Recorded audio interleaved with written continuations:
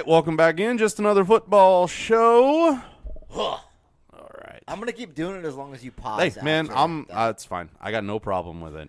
Talking Eagles and Bucks. This particular thing that you clicked on. This is it's a weird one. It's a fun one. Yes, I agree.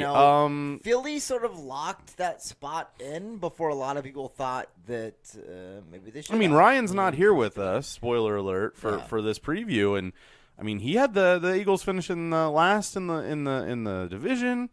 That didn't happen. This is a playoff team. Second, it is a playoff team. It's a team that took a while to find their stride and what this team is good at. Absolutely. And that might play into a big part of this matchup here. I think Tampa's coming in banged up, lots of hope they don't overlook wonky shit, and like you said, don't overlook. Maybe looking past the limping in. Could be a problem. You know, Philly sat their starters for the most part, and their second and third strings put up some points against the Dallas team that was playing for really nothing other than seating, just. I guess. Yeah, you could. They don't have to go to Lambeau. You could have sat for a while, but the way they had that game locked, they were going for records. Dallas wanted to put the pressure on to beat up on the Eagles, but this game here should be. I think this game's going to be a lot closer than a lot of people think. Could be. We'll talk about if the Eagles are doing their thing. I agree with you. So we're going to talk to Kyle. He's from the Dynes Sports Podcast. We talked to him. Ryan did a home and home with them in the preseason with the draft and stuff. And then Luke, our Buccaneers fan, he's been around for a few seasons.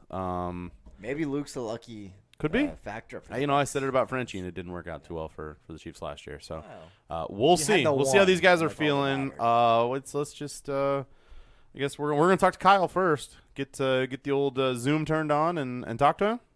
Yeah, turn on the Zoom machine. All right, let's do it. All right, so starting off with the NFC side of things here as we're sitting here. I don't know what order you're listening to this in. We've talked about that previously, but coming back at us, I guess after this point we'll owe you one on the from the old Dyne Sports Network up there talking Eagles Bucks with us. It's Eagles fan Kyle. How's it going, sir? I'm doing pretty good. Yourself? Oh, we are. We're having fun. We're talking football. We enjoy this time of year, and all three of our Ryan's unable to make the podcast tonight, all these things, but all three of our teams, as we would normally sit here, made the playoffs, so we can't be mad about that. Actually, I should have just told him we kicked Ryan out of the room because he's a Bucks fan, and we didn't want him. Well, Ryan's a Bucks fan, he's a Bears fan, now he's a 49ers fan. It's hard to keep track of. It's hard to keep track of his alliances. That is very true. So, man, what a ride it's been for the Eagles this season, huh? Oh, my God. Yeah, from the opening Nick Sirianni press conference to the slow start and the roller coaster ride ever since. So it's been fun, but I knew they were going to rest pretty much everyone with a pulse last week. I just wish it wasn't against the Cowboys because even though it was the second stringers at 50-plus points up against, oh, my God, I just get it nonstop from the Cowboy fans in my life. And it's like, okay, great. You beat our junior varsity team. Congratulations. That's tough. You're not the only Eagles fan that I've talked to and I've heard that. And I've got a buddy that sent me a meme earlier today. It's the guy holding the massive drink that he's about to peg the other. You've all seen that GIF, right? That video. The guy smacks the other guy at the convenience store in the head with the massive drink. And it was Cowboys fans talking about going into the Super Bowl, and the drink was the 49ers. I'm a 49ers fan. So he's like, please, please, please let this happen this week. And I go, well, I'm hoping. But, yeah, Philadelphia is sort of, I don't want to say limped into this spot because they clinched it before we did, and we wound up a seed higher than they did off of a tiebreaker scenario. And it was a slow start, and I think it took Nick Sirianni a second to figure out what he's got with this football team. That is the best possible way to put this. That is it's basically where I was going with this. And when he figured it out, it worked. First in the league as far as rushing and running the football, and they figured out we can do this. And I think that's what really sets them apart and gives them a huge opportunity in a Tom Brady revenge game. Absolutely. It's so funny when these new head coaches and these first-time head coaches at the NFL level get their hands on an NFL roster, right? They're like a kid who's just gotten his driver's license and you throw him behind the wheel of a Ferrari. They want to test drive everything and all these plays that they've done in Madden and they've drawn up in their head and all of that. They want to do all that. You could see in the first couple of games, some of the just game flow and play calling didn't make sense. And, everyone who was an Eagles fan was screaming, like, why are we not running the ball? Like, Miles Sanders was essentially gathering dust on the sideline there for large parts of the season. Yeah, he was injured for other parts too, but finally, once they started feeding, the Sanders, Boston Scott, Jordan Howard, Kenneth Gainwell, like they've got 4 people who are competent at running the ball. It just took Sirianni, it seemed like 5 or 6 weeks to figure out, okay, I don't need to be, like a Texas Tech air raid offense here. I can actually have a little bit of balance on that side of the ball. And once they started doing that, wow, look at that. They had success. So I think he tried to get a little too cute with it out of the gates. Maybe it was a case of figuring out personnel. But, Philly sports media isn't exactly a forgiving place. I think every talk show host and every caller who was phoning in there was screaming at the top of their lungs by about week 3, why are they not running the ball more? So just took him a little while to get acclimated, but he got there eventually for sure. Yeah, and they were sort of in a division where taking second doesn't hurt. When you look at the rest of this teams, and you got to play those guys twice a year, so you're added that sort of little bit of a comfort. And I love what they were able to do with running the football. And like you said, Miles Sanders, Boston Scott, Jordan Howard, doesn't matter who it was. Jalen Hurts actually led this team as far as rush yards go. Just really getting out there, having at it, doing this sort of fun stuff. I look at this team with this cast of characters and this run game, and you never know who's going to come at them. And you see the league sort of trending that way. Aside from your Derrick Henrys, there's not too many teams out there that are. We've got a one-back system here, so you've got fresh legs coming in and moving out whenever you can get going there. And I want to talk about Jalen Hurts next, because you had mentioned how we had to get a little bit of balance with this team to get where we were going. We don't have to be this air raid offense that's airing it out. We can run the football very effectively, and that sort of set up what you were able to do on the other side of things as far as rookies coming in and setting team records for rookies as far as receiving yards this season. Is this the season that you wanted to see from Jalen Hurts to get you to the postseason? And only really his first full year. He had sort of a sketchy half a season last year and then was historically pulled in a game that they should have won to get them to where we're at now. But is this the progress? And do you like what you see coming from a Jalen Hurts? Do you think that can translate to postseason victory? Well, I like the fact that all the talk of, is ownership, is, Howie, is even Sirianni really committed to Hurts has died down. Because, I mean, if you look at the state of, just even the free agent quarterbacks that are coming up, it's a wasteland out there. It's a historically bad draft coming up for quarterbacks. So as an Eagles fan, it really concerned me heading into the season where there's all this chatter of, does the organization really even believe in Hurts, right? Like you said, they had this little poo-poo platter sampling of him late last year after Wentz finally played himself out of a job, and it was largely a mixed bag, right? He was up and down. This year, again, had a bit of a slower start as Sirianni kind of fumbled his way through those first couple of weeks. But once they figured out what their identity was, then that's really where Hurts started cementing himself and proved that he is a NFL caliber quarterback. Like, there are probably 10 teams in this league right now who would easily take Jalen Hurts as their starter without even batting an eye, right? Like, you always think, how can there not be 32 people in the world who are good enough to be an NFL quarterback? It turns out it's harder to find these guys than you think. So I'm very happy to see not only that he was getting it done with his feet, because obviously he's always a threat to take off and run, as you mentioned. He can definitely run for yardage. He can scamper for, those 1 yard goal line QB draws or even just RPOs, and he just sort of reads the defense. So he brings an element of unpredictability that defensive coordinators can't zero in on something, right? Like, there are some quarterbacks in this league who that unless there is an absolute collapse of every single option, they are not taking off and running. Jalen Hurts isn't one of those guys. You have to legitimately respect his ability to get it done with his feet and with his arm, right? Didn't light it up through the area, over 3,000 yards, 16 TDs, 9 picks on the season. So nothing that is going to be going on a Canton plaque or anything like that anytime soon, but it's serviceable, right?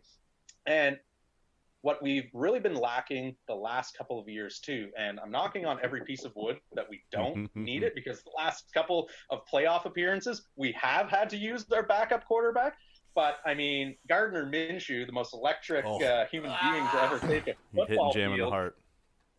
I mean, it's nice to have someone who I don't want us to have to break that glass, in case of emergency, but I feel a lot better about him than some of the 40-year-old QBs and, carcasses of Joe Flacco and whatnot we've trotted out over the last couple seasons. Yeah, I feel you there. Why Gardner is not QB1 on some of these really bad football teams is beyond me. I mean, I had some money on the Eagles to beat the Cowboys, because it was early in the week, thought the Cowboys were going to rest some guys, and that give me Gardner in the backups. Let's go. Let's fucking go. I had an okay feeling about it. The man who can't take a dump because he refuses to be number 2. Well, that's a guy that I absolutely love. He's currently number 2. I know. So let's go back in time, right? In the Wayback Machine. We these two teams, which seems to be the story for Wild Card Weekend for most of these matchups, played once. A little bit of quote unquote garbage time action made this game look a little closer than it was, but as we pointed out, this team had not really found their running identity at that point. So how do you feel that sort of changes this particular matchup? Well, I think there's two things that are really going to be key to this weekend versus the last time that these guys met. Number one is, as you say, they finally found an identity, right? They know that they're a run-first team. They're one of the most run-heavy offenses in the league. They're going to churn out multiple backs. It's not leaning on a Jonathan Taylor. It's not leaning on a Derrick Henry, where if he's not getting it going, well, crap, we better, come up with a different plan here. So that they've got that going for them, but they've also got the fact that the Bucs are just beat up right now, right? They're missing some key offensive weapons, whereas before you could pretty much pencil them in, given the state that, Eagles have a propensity to give up big plays when they shouldn't. You could probably say that the Eagles would need to score around 30 if they were going to realistically be in that game. I mean, without Godwin, Fournette is now expected to be back, which isn't great news for Eagles fans. I feel much more comfortable if Rojo was their lead back, but, we'll save that for another day. But, Mike Evans has got a lot of dings on him as well, too. So how healthy are they? They've definitely got some nicks and bruises. I mean, at some point, I'm not saying it's going to happen when they meet, but at some point, Father Time has to catch up to Tom Brady. And when it does, it's not going to be this slow ebb and flow. It's going to be you fall off a cliff, because he's in his mid-40s. Saying it. I would love for it to happen against the Eagles, but I feel a lot better with them matching up this time around with the identity that they've carved out, with the injuries on the Bucs on both sides of the ball for Tampa there, than I did when they first met in the season, because, like you said, that garbage time scores made it seem somewhat respectable, but that game was over by halftime for anyone who actually watched it. Yeah, it's annoying that Tom Brady's probably 10 years older than I am, and I watched him as a child play football, and he's still playing at a level when I have a tough time just walking some days. Just getting out of bed. It's annoying to see that what he's doing there. What I like about this team, and we talked in depth about this run game, the thing that can create is this ability to sustain long drives and keep Tom Brady and that offense on the sidelines. And for me, I think that's the key to victory in this game. And it kind of comes down to that, the coin flip at the beginning. If Philadelphia wins that, do you want to see them defer to the second half like a lot of teams choose to? Or would you like to see them, we're going to take the ball first, we're going to run 10 minutes off of this clock on offense and just grind it out and then score a touchdown at the end of things? Yeah, that's exactly it. That's the playbook here. You don't want to get in a track meet with this team and all of a sudden they go down and score an opening drive touchdown and, oh, crap, we're already playing from behind. That's not how the Eagles are built. Not this version of them, at least. Maybe in a couple of years, sure. But right now, they're a run-first team. They're going to eat up clock. if they're going to win, it's not going to be this 42-35 shootout. It's going to be like a 21-17 grinded out, sustained drives, multiple backs coming in, like 8 minutes coming off the clock. Even if you're not scoring points, still flip the field and take time off the clock, because the more time Tom Brady spends on the sideline, the better it is for the Eagles in this game, because they do have some players who are game breakers in the sense that it just takes one quick throw to Devonta Smith and he can get open in a hurry, and then he's off to the races. And Dallas Goedert can get open across the middle and get some chunk yardage there.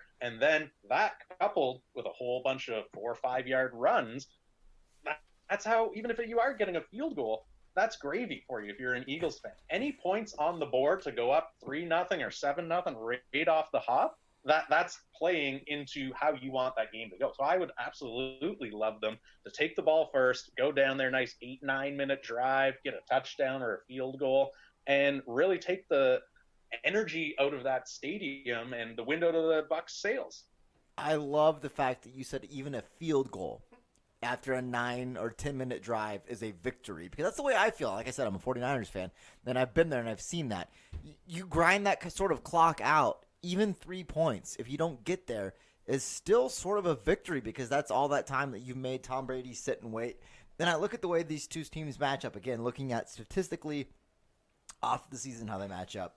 Defensive yards per game, passing yards, Philadelphia ranks 11th, coming in against a banged-up Brady, or not Brady, but a banged-up Tampa Bay receiving core. You don't know exactly where you're getting. Tampa's secondary has been suspect all season long. So if you can run the ball effectively, everyone says you run the ball effectively, you've got a mobile quarterback who can run for things, that sets up everything. The play action game, the read option game. Now you've made them respect the run game, and they have to come up and they have to do some stuff. So I really like what this team can do offensively against this Tampa Bay team. I don't think this is necessarily the Tampa's lucking in and getting the 7th seed sort of matchup that a lot of the media will let you believe here. So we're talking to you next week, and I've said this to a couple of the underdogs that we've talked to at this point. We're talking to you next week because Philadelphia was able to pull this off. How did that happen? How did Philadelphia wind up securing a victory in this ball game? I would say it would be very reminiscent of how Philadelphia won the Super Bowl against Tom Brady, but much lower scoring. So it's going to come down to maybe a strip sack fumble or just one big play on defense. It's going to be a bend, don't break type thing. Hopefully you can go down there. And I mean, like I said before, even if it's a field goal off that opening drive, you go down there, you put points up on the board, and don't, especially because you're a first-year head coach, I'm really hoping that he leans on the experience that is on that sideline and some of the older players, the veteran guys that have been there. He doesn't get too cute with it. Nick Sirianni just sticks to his game plan, and he doesn't pull, a Brandon Staley and all of a sudden, we're going for every 4th down. And, if we had have actually just kicked those field goals, we would have actually beaten the Chiefs here, right? Like, don't out-coach yourself. Stick to your game plan. Let your players play, because you're playing against a beat-up team in Tampa Bay who, again, when I'm looking at who the Eagles could have possibly lined up against, right? Green Bay had already clinched the bye, so we knew we weren't playing them. You've got, depending on what happened last weekend, could have been anyone from Arizona to the Rams to the Bucs. Like, if those are my options, I'm actually picking the Bucs to match up with, not because I think that, all of a sudden the Eagles have this flaw that they can exploit better than any other team. I just think that how they finish the season and the health of that team, this is who they have the best shot against. Do I think they're going to go out and win the Super Bowl? Hey, I'll hang on to the, ride as far as it'll take us there. Anything beyond round 1 is gravy. But I think this is a much closer matchup than people are giving the Eagles credit for. Yeah, the Bucs are heavily favored on every sports book you can find across the planet, and rightfully so. When you've got Tom Brady as a quarterback, he's going to be the prohibitive favorite. But I don't think they're getting enough respect in the sense of this should be a much closer game if Sirianni sticks to the script. If he starts deviating, all bets are off, and it could be a 41-10 shellacking. All right. So that being said, give us a prediction. How do you think this game goes? Give me a feel for the score. What's the game flow here? How's this go? So, assuming Fournette does indeed come back, as most reports are saying that they're expecting him back for this weekend, I think the Bucs are going to have no trouble really moving the ball. But what I'm hoping is the Eagles are able to dig in the red zone and really hold them to some of those field goals where the Bucs would be expecting touchdowns. So I think it's going to be a lower scoring game than people think. If the Eagles are going to win, I'm going to say it's going to be 21-17. I think Jalen Hurts has one rushing touchdown. I'll give Devonta Smith a touchdown, and I will give who's going to be the running back?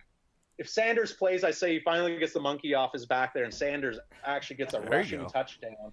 So I think that happens. And then, like I said, on the defensive side of the ball, I think it's going to be one play, whether it's an interception or a strip sack fumble or something like that just really swings that game. A bend, don't break mentality. I'll say, do I want to go Barnett again?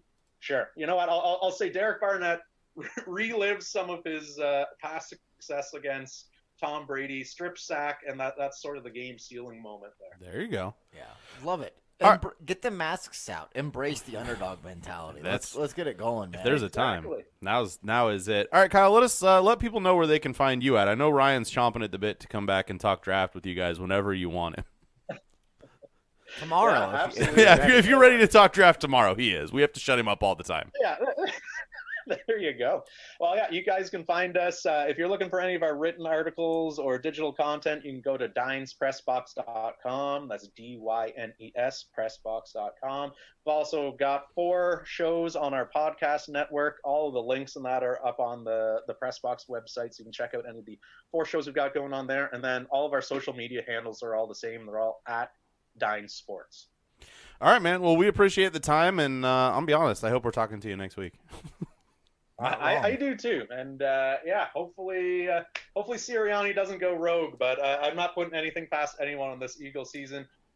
I thought it was for sure how the year started. We were headed towards not only us, but with the Colts and the Dolphins pick, I was thinking, are we gonna have like 3 top 12 picks this year? Yeah, you're not wrong. That is crazy. Man, you guys are still. You could lose this weekend. You're still winners with that Carson Wentz trade. So good work out of you. Yeah. Absolutely. We'll take it. Thanks, guys. All right, man. We appreciate your time. Take it easy. All right. So we got Luke back. He's been around for a couple seasons now. A hot minute. It's OG. Yeah. OG, as it were, right now. Since day one-ish. We're talking a little Bucs Eagles. Luke, your team's in, won the division, playing a home game where they seem to be playing really well. How's it going, sir? Hey, man, I'm feeling good. I'm still a Super Bowl champ. There you go. I don't know for how much longer. Ooh, uh-oh. Do I sense a little in your voice? A little trepidation, if you will. There's a little bit of doubt in Oh, my mind. no. That's problematic. Ryan's not even here to talk you up either. As my girlfriend likes to say, babe, you have Tom Brady. Why are you freaking out? I mean, it's just the Jets. You Oh, Jesus.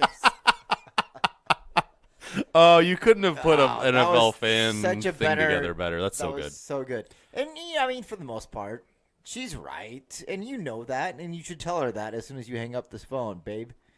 You're right. You're right. You're just right. always, every chance you get. That's just life advice to anyone listening. From two married guys with kids. You're right. You're right. You're right. Man, You're it's right. fine.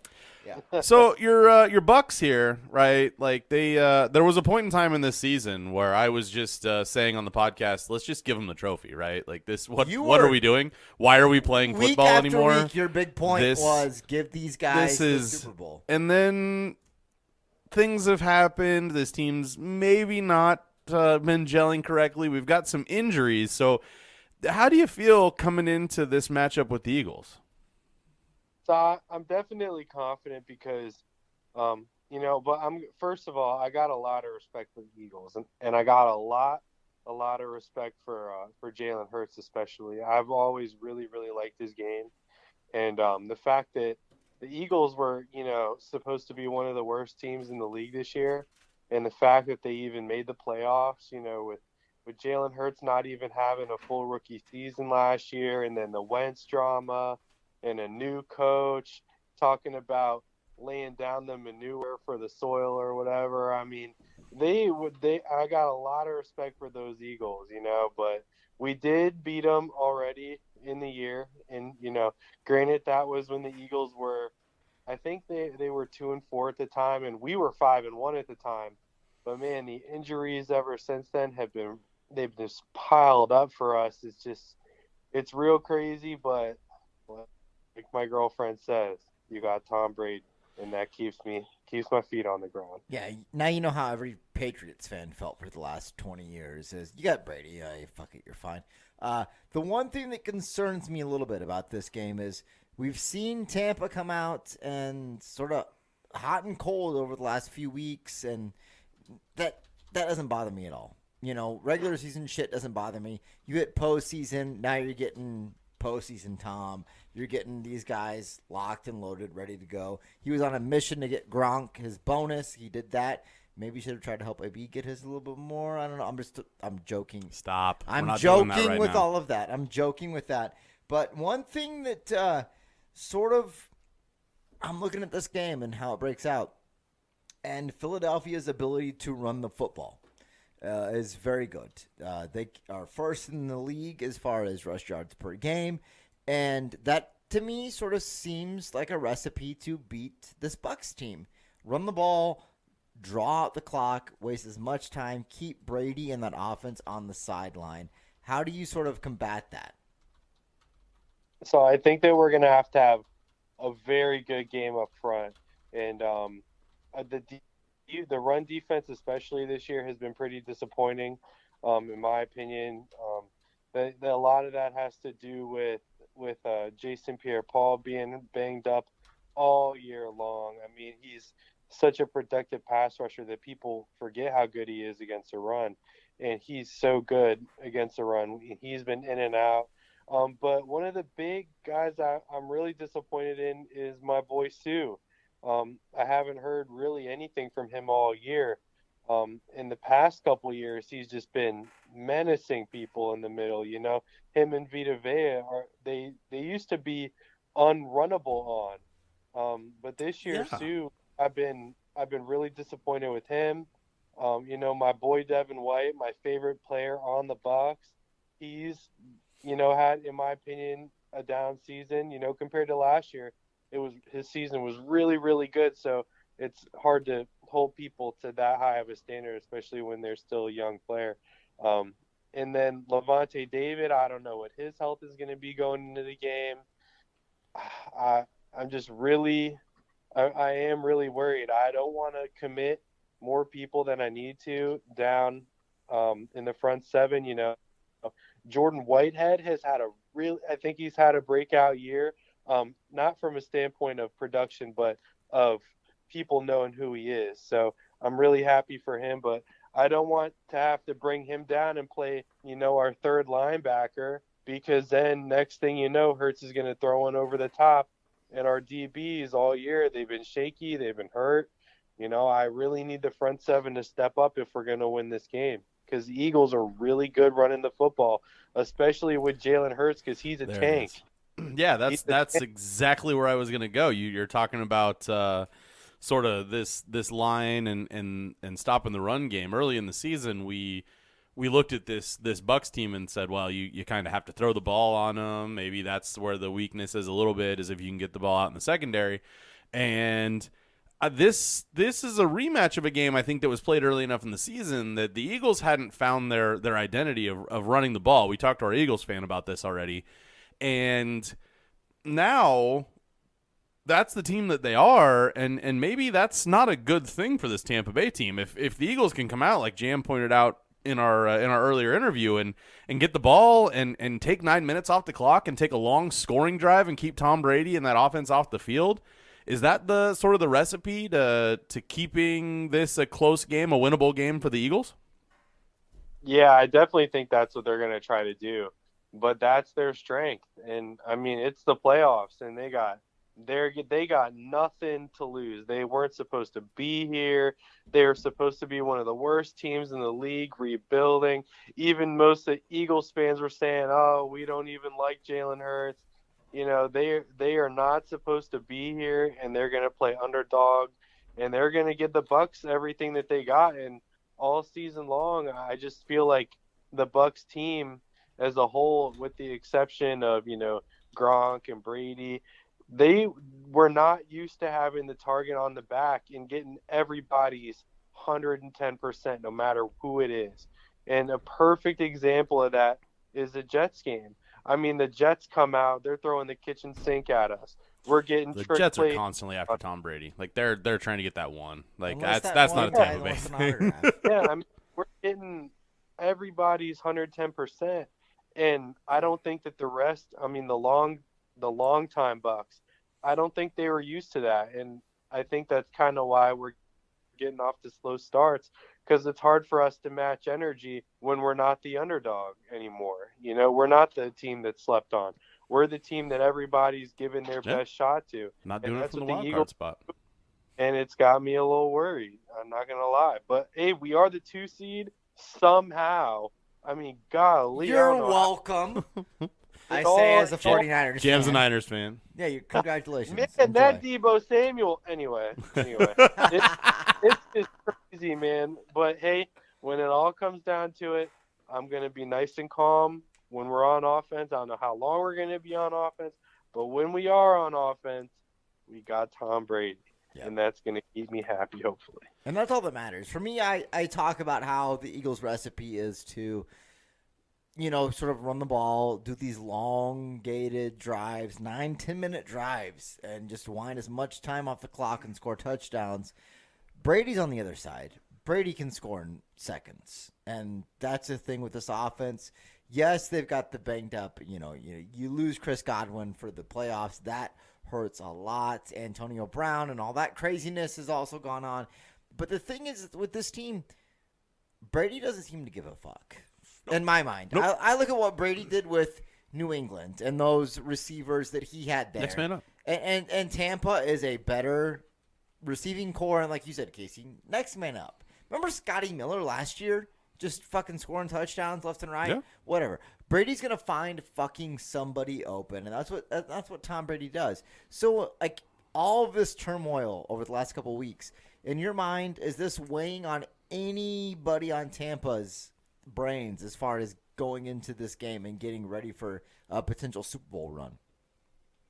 I don't think so. I think that the team, even though they're young now, and the players, I mean, they love AB. I mean, there's no reason not to like him, when he's on his best behavior. So I think that obviously they're missing his production. I mean, let's not get that, mistaken. They're definitely going to miss his production. But I think in a lot of ways that might motivate the guys even more. Like, all right, you're crying over what was it, maybe $1 million or some change in incentives, and that's worth leaving us, because you think, oh, we need you so bad that you're going to run off the field with your nipples out and leave us for dead. I think that's going to was be cold. He's telling the truth. I mean, I didn't think that at the beginning of the year Antonio Brown's nipples would be giving us any motivation into the playoffs, but I think they will. And if we get a ring, Well, they definitely gave you the motivation to beat the Jets. yeah, I mean, and if we get a ring and it comes out and they say, hey, man, that guy left us for dead, and it gave us, younger guys, the Cyril Graysons and the Tyler Johnson and the Scotty Millers, if that motivates them to play better and we end up making a run at this, then, hey, instead of a Super Bowl ring, Antonio Brown gets a pair of nipple rings. There you go. There you go. I'm all for that. Yeah, I'm not. It's a tough way to see things go down. Dude's got some problems. Need to get some help. But looking at this game here, Bucks favored by 8.5 right now. That's fine. Over under 49. I'm assuming they're thinking that Bucks are going to score a lot of points. How does Tampa sort of come in here ready to play as opposed to just looking over, an Eagles team that we already beat this season? I think that we're going to have to heavily lean on the veterans. And I don't mean the veterans like Levante David and JPP and Mike Evans. I'm talking about Tom Brady and Gronk, like the big guns right out of the gate. Brady, I don't know if you guys watched there was a documentary that the Bucks did on the season, and Cameron Brate was talking about how Tom Brady didn't have a speech the entire year until the playoffs. Or it was actually until the Super Bowl, and that got everybody fired up. And I think that we need that kind of focus from Tom right out of the gate, because this team, at least this year, has been so much more reliant on Brady than last year. And I think that he's got to really get the guys fired up. And I love when, Mike Evans and Devin White, they get everybody hyped up for the game, but I really need Tom Brady to break down to these guys how hard it's going to be to do it again, and to not overlook the Eagles just because we already beat them. Because on any given Sunday, the Jaguars just knocked the Colts out of the playoffs. Any given Sunday, True. And when you're the Super Bowl champ, the target is going to be on your back even more, and I think it's going to be hard. That 8.5 points is a lot of points.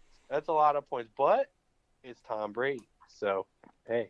It is Tom Brady, and it's a postseason matchup against a team from the NFC East, excuse me.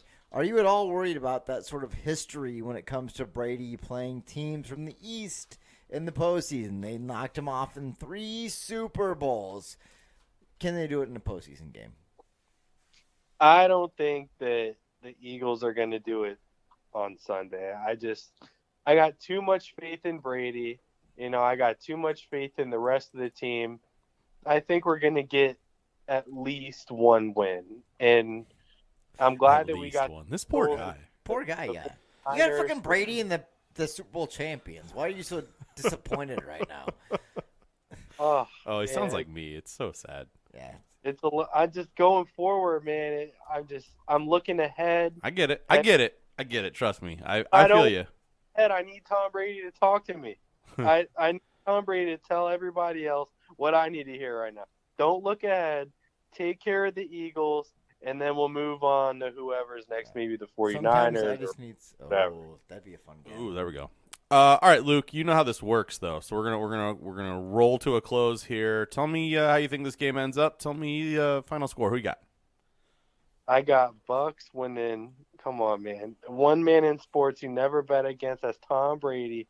I'm betting on Tom Brady, but I'm also betting on the Eagles to cover the 8.5 for sure. Many points. But I got Brady. All right. There you go, man. All right, man. Yeah, you got Brady. That's all that matters. All right, man. Yeah, I'm in on that. All right, Luke. You know how this works. If a team wins, expect a little DM action on Twitter, and we'll be talking to you again next week. Can try and slide in there. Good luck on Sunday and Saturday, or whenever your teams are playing. Yeah, we'll be glued to the TVs all weekend, but we appreciate it. Definitely. All right, guys. Stay safe. Stay warm, too. Take it easy, sir. Bye-bye. All right, that does it. It's another one down, guys. Nailed it. That's like we're getting there. I don't want to say how many. I don't want to say how many down because I don't know what order you're listening to these in. If something popped up on your feed and you're like, oh, let's listen to what else? We talked to all of the teams. They're all out there. They may not be out there right now because we're loading them up as the day goes along. But make sure you're following the where we're at. We're on Facebook. We're on Twitter.